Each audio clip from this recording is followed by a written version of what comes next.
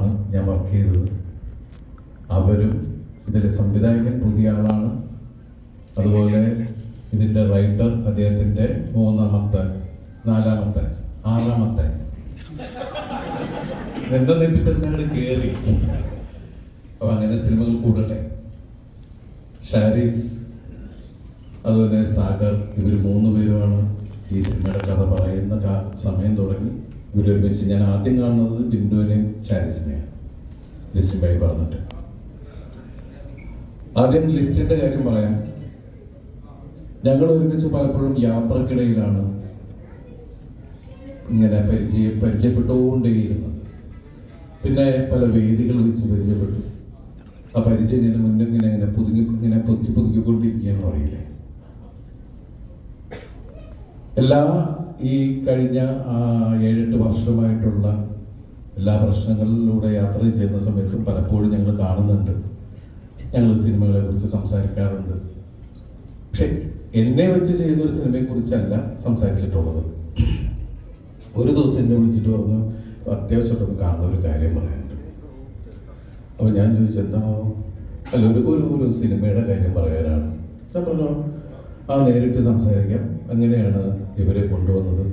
ഇവരെ കൊണ്ടുവന്നപ്പോൾ തന്നെ ഞാൻ ലിസ്റ്റിനോട് ചോദിച്ചു, സത്യത്തിൽ നിങ്ങൾ ഒരുപാട് ആലോചിച്ചിട്ടാണോ ഈ സമയത്ത് എന്നെ വെച്ച് സിനിമ ചെയ്യാൻ വന്നിരിക്കുന്നത് എന്ന് ഞാൻ ചോദിച്ചു.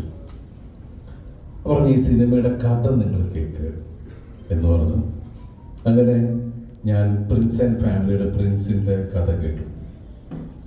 ഷാരിസാണ് വ്യക്തമായി പറഞ്ഞത്. ഈ സിനിമ പെട്ടെന്ന് തന്നെ ചെയ്യാനുള്ള കാരണം എന്ന് വെച്ചാൽ, ഈ സിനിമ കാണുമ്പോൾ നിങ്ങൾക്ക് മനസ്സിലാവും. കാരണം ഇത് അത്രയും ആനുകാലിക പ്രസക്തിയുള്ളൊരു ചിത്രമാണ്. കാരണം നമ്മളെല്ലാവരും പ്രൈവസി ആഗ്രഹിക്കുന്ന ആൾക്കാരാണ്. പക്ഷെ നമുക്ക് ആർക്കും ഒരു പ്രൈവസി ഇല്ല.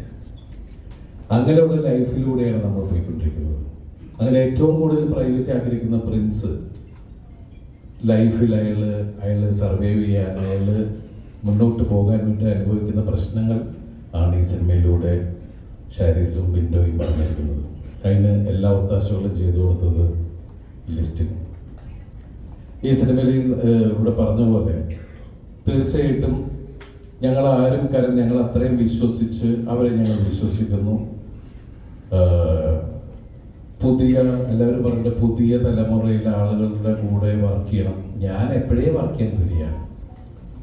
നമ്മൾ ആ ഡോർ തുറന്നു വെച്ചിരിക്കുകയാണ്. പുതിയ തലമുറയിലെ ആളുകൾ നല്ല കഥകളായിട്ട് വരിക. കാരണം നമ്മൾ ക്യാമറ ഓൺ ചെയ്ത് വെച്ച് നമ്മൾ താരങ്ങൾ, ഇപ്പം എൻ്റെ സീനിയർ ആക്ടേഴ്സ് ആണെങ്കിലും നമ്മളൊക്കെ ആണെങ്കിലും നമ്മൾ വെറുതെ കിടന്ന് ആടിയിട്ട് കാര്യമില്ല. അതിനുള്ള കണ്ടന്റ് കൊണ്ടുവരുന്നത് അതിൻ്റെ ടെക്നീഷ്യൻസാണ്, എൻ്റെ റൈറ്ററാണ്, എൻ്റെ ഡയറക്ടറാണ്. അതിൻ്റെ കൂടെ സഞ്ചരിക്കാനാണ് നമ്മൾക്ക് താല്പര്യം. അപ്പം അങ്ങനെ അവർ പറഞ്ഞ രീതിയിൽ ഞാൻ ഈ സിനിമയിൽ എന്നെ കൊണ്ടാകാവുന്ന രീതിയിലൊക്കെ ചെയ്യാൻ ശ്രമിച്ചിട്ടുണ്ട്. ഞാനും പ്രിൻസിനെ ഇഷ്ടപ്പെടുന്നു.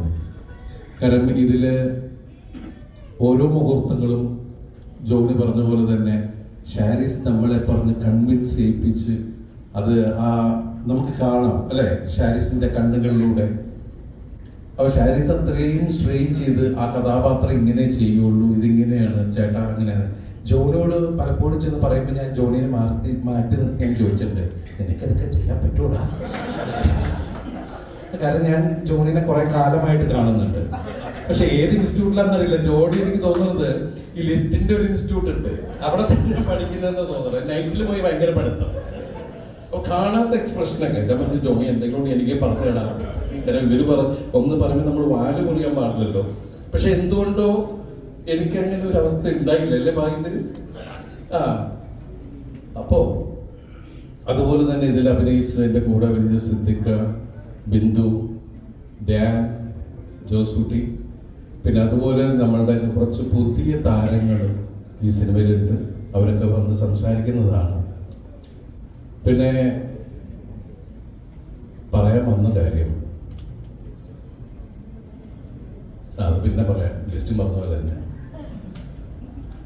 ഈ 150ാമത്തെ സിനിമയിൽ എത്തി നിൽക്കുമ്പോൾ ശരിക്കും പറഞ്ഞാൽ ഞങ്ങൾ ഈ സിനിമയുടെ അധികം ഫംഗ്ഷനോ കാര്യങ്ങളൊന്നും ഉണ്ടായിരുന്നില്ല.